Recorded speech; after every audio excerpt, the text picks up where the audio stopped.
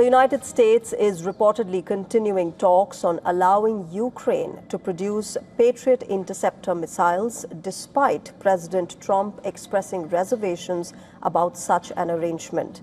According to a Reuters report, discussions between U.S. officials, defense manufacturers, and Ukrainian representatives remain active, with no order issued to halt the negotiations. Among the options being explored are allowing Kyiv to manufacture selected Patriot missile components for final assembly in Germany, integrating Ukraine into Lockheed Martin's existing Patriot production program in Europe, or permitting Ukraine to produce a lower-cost version of the PAC-3 interceptor. U.S. officials say any future agreement will place strong emphasis on protecting American defense technology. These weapons are incredible. We have to be very careful about letting somebody build them. Now, we have not agreed to that. We're talking about it. But it's a hard thing to give away that kind of technology. And I don't think this would ever happen. But, you know, those people that you give that technology, they can someday turn on you.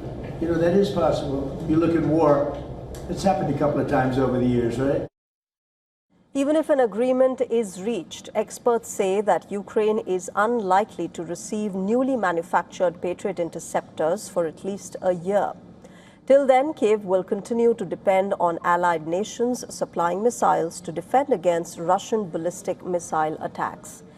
The Ukrainian president says the need for air defense systems has now become increasingly urgent as Russia intensifies missile and drone attacks. He also says that deliveries of air defense missiles from allies have dropped sharply, while the United Nations reports a rise in civilian casualties across Ukraine this year. There are missiles for the Patriot available around the world, and it is important that our partners make this political decision, the decision to provide the necessary packages. The United States of America knows what we need. Europe knows what we need. Anti-ballistic missiles are meant to protect people.